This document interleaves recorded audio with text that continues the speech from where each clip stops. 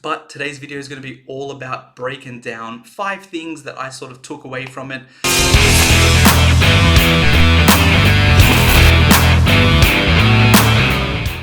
What is happening, people? Welcome back to Gooner Down Under TV, and if it's your first time on the channel, join the community. Make sure to smash that subscribe button for all the new content coming your way.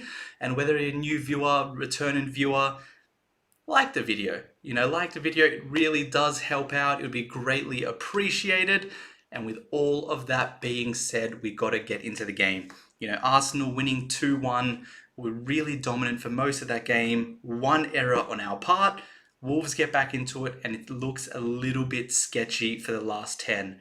After they scored their goal, it's not like they necessarily had a lot of opportunities, but you just know it was going to be one moment that could get them back into it, and we dropped those 2 points and walk away with a draw. But that's not the case. We got the 3 points. That's what matters the most. Regardless of how we play, we just need to keep picking up these points. I want this Premier League this season. Can't have another season without a major trophy. But today's video is going to be all about breaking down 5 things that I sort of took away from it, 5 learning points. Some of them aren't necessarily new things, but maybe they were just a little bit more emphasized in this game. So let's just have some fun, talk some football. Make sure to leave a comment on what you thought of the game. And I'm going to start right now with my first topic. It has to be the tantalizing football is back. Not for the whole game, but there were glimpses of very good, intricate triangle, tiki-taka passes and breaking the other team down. This isn't something we've seen a lot this season. I'm not going to complain. We're first place, so however we got there, we got there. But it is nice to just proper break a team down, have them do nothing they can do to stop us, and just make it that little bit more exciting. It was something I said against when we dominated Lens 6-0 in my sort of post-match breakdown. Yes, European sides do match up against us differently. Of course they do. A lot of them don't double, triple team Saka and Martinelli every single time they get the ball. A lot of them don't have every single player constantly behind the ball in a really compact shape.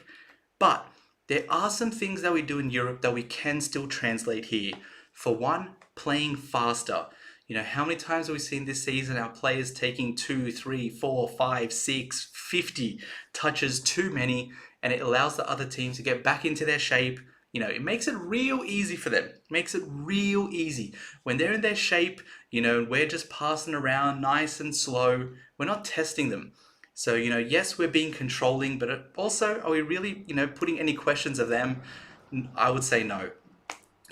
Sort of relying on a cross here or there, I don't think is going to be sustainable the whole year. And I think we do need to balance out the controlling with the, a bit more direct, finding angles, passing triangles to break down the team. Those first 16 minutes was some of the best football we've seen this season in the Premier League. Players, finding players, tight spaces, passing all over. I thought it was really, really exciting to watch. And we're going to get into some of the more, niche things about why that happened, but I just hope that this continues. I've been saying the controlling games are good. We're not giving away many chances, but we also need to start creating chances of our own. As you saw today, we did have some chances. We didn't convert all of them. And this is a game where we created quite a few. Other times, we maybe convert 1 or 2. What am I saying? I can't even talk. Other games, we maybe create 1 or 2 chances, and we're hoping to score one of them. Yes, it's gotten us to first place, but we need to be able to stay there the whole season. I want to win the Premier League. I don't want another season without a major trophy. So for me, I'm just so glad we saw some of that, reigniting, fast, exciting football. Yes, it wasn't for the whole game, but you know what? We're up 2-0, 16 minutes. If we want to control the rest of it, that's fine as long as we get the 3 points. My second point is going to be a bit of a mix. It's Zinchenko, which, we'll get into some positives, and also the negatives of our whole team giving too many errors away. I feel like, with this new controlling sort of style of football, on the one hand, it's good because we're really limiting our chances. Honestly, maybe Tottenham this season was the only team that sort of broke us down without us making a mistake. But besides that, I feel like the heavy chunk of the goals we concede are from our own errors, which is, it's good. It's saying the other team's not really able to break us down because of how in control we are, but we do need to, really start limiting these mistakes. We were so controlling in that game. Wolves had no life in them. They weren't able to create the ball, not really even be able to keep the ball for any period, for any extended period. Don't even know what's happening to my words. We're just going to keep moving. But one poor pass from Zinchenko into a dangerous area, they get on the end of it. Good shot, but it's 2-1. We didn't need that. He could have just cleared the ball, whether it's out or all the way down the pitch. There is some points where you don't need to take unnecessary risks. And he did it, and that really cost us. If we ended up drawing this game, I really would have been going pretty hard on Zinchenko, even though I think he did have some good moments. But we didn't, so I guess he's going to be lucky and get away with it. But it was just unnecessary. It was an unnecessary hospital pass. I didn't even know who he was trying to pass it to, whether it's Havertz or he thought someone else was going to be there. But that could have really costed us, especially in a game where we needed 3 points in. Maybe I feel like at this point in a title race against City, every game is a must win. But, Wolves at home, you can't be dropping points. So let's leave that. Made a mistake. It was a bit sloppy. And I think he needs to really, focus on that, I guess. But the good. Yes, we all know what he can do as an inverted fullback in the midfield, really controlling. But today I saw a bit more of a balance. He was overlapping a little bit more for that Odegaard goal. All of that was because he was where a traditional left back would be. Saka, I believe, put in a cross. No one was there. Zinchenko was at the end of it. Then he plays a bit of a beautiful 1-2 with Jesus. Perfect spot, beautiful pass into Odegaard for a really good finish. And it was nice to see, it makes us not as unpredictable. My words, gosh, what is happening to me, people? But, when similar to when we play slow, teams know how to defend that. I think teams will also know how to figure us out if we're always inverting the same way, same tactics. We need to be a little bit unpredictable, change it up so that a defense doesn't know exactly what to do. Things Zinchenko on the byline, sometimes overlapping, will really help that. He does have a really good pass on him. And I think if we are able to get him into those positions, I think he can get a lot more assists. He has the quality to pick someone out perfectly, put it on a plate for him, similar to what he did for Odegaard's goal. And I think if we do that a little bit more often, similar to how Tomiyasu's been racking up assists, I think we can get that on that left-hand side as well. And I think it would give Martinelli a lot of support, allow him to maybe be a little bit more open as well, so that he can sort of take players on, not have to worry about 2-3 people ganging up on him all the time. Recap, Zinchenko, some poor moments, some good moments. Need to see a little bit more good, a little bit less bad. Just don't want him making silly passes at unnecessary points in the game.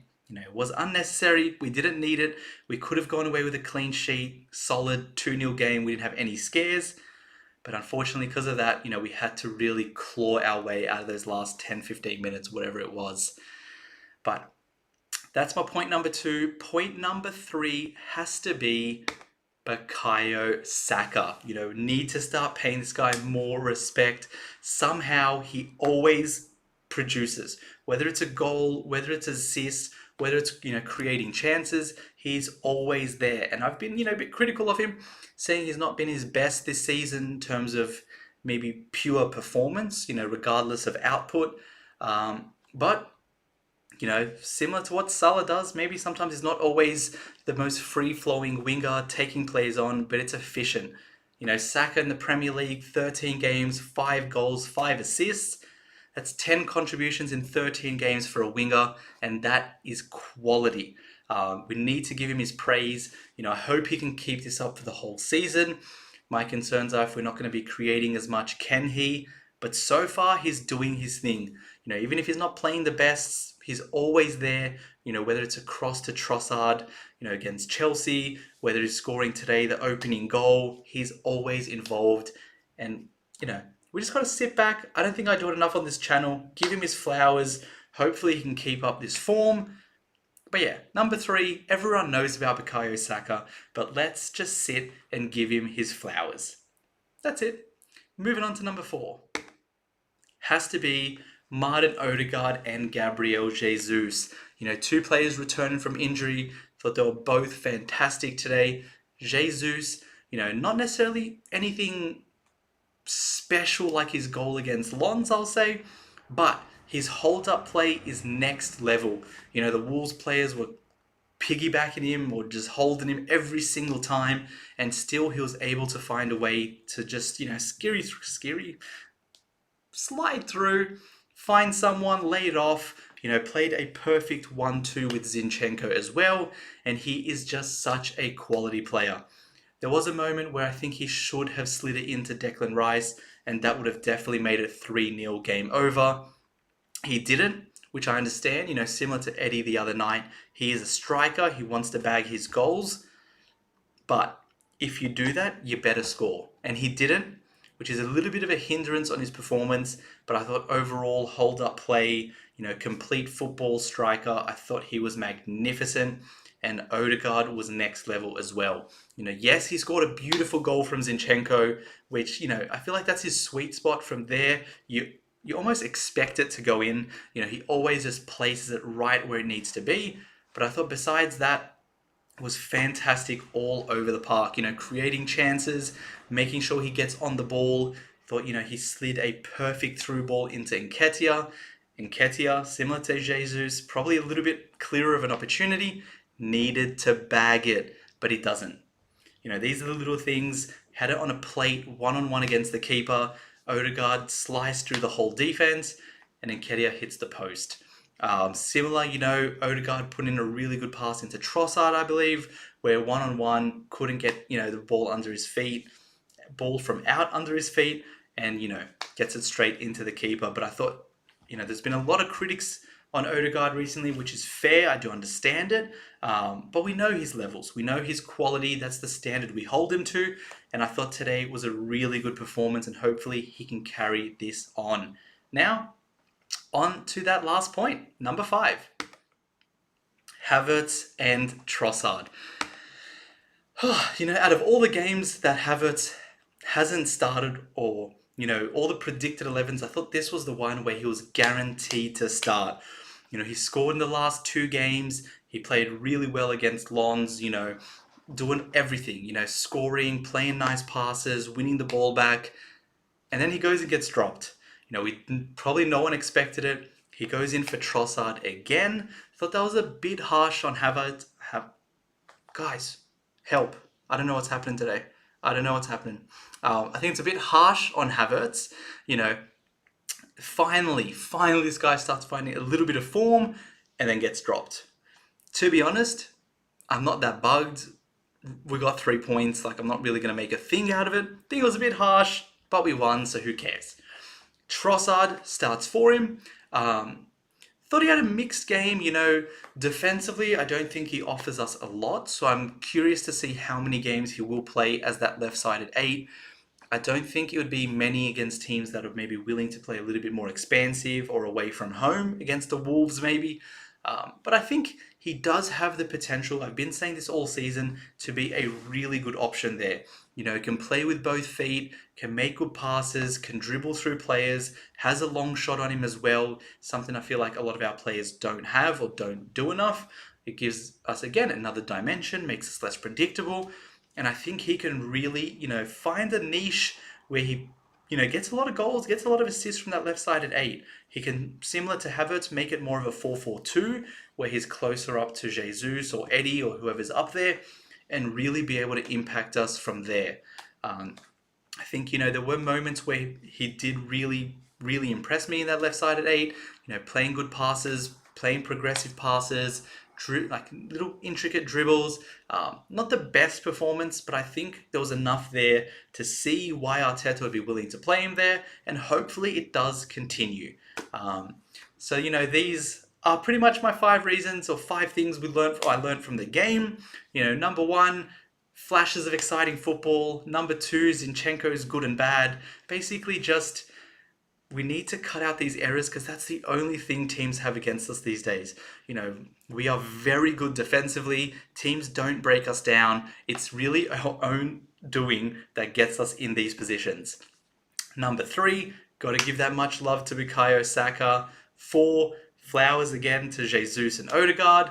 And 5, this, left centre mid debacle. No one knows what's going to happen. Trossard takes over Havertz.